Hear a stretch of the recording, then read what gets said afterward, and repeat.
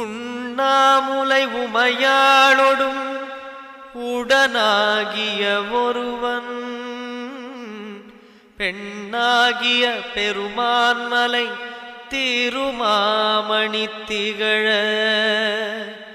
மண்ணார்ந்தன கருவித்திரல் மழலை முழவதிரும்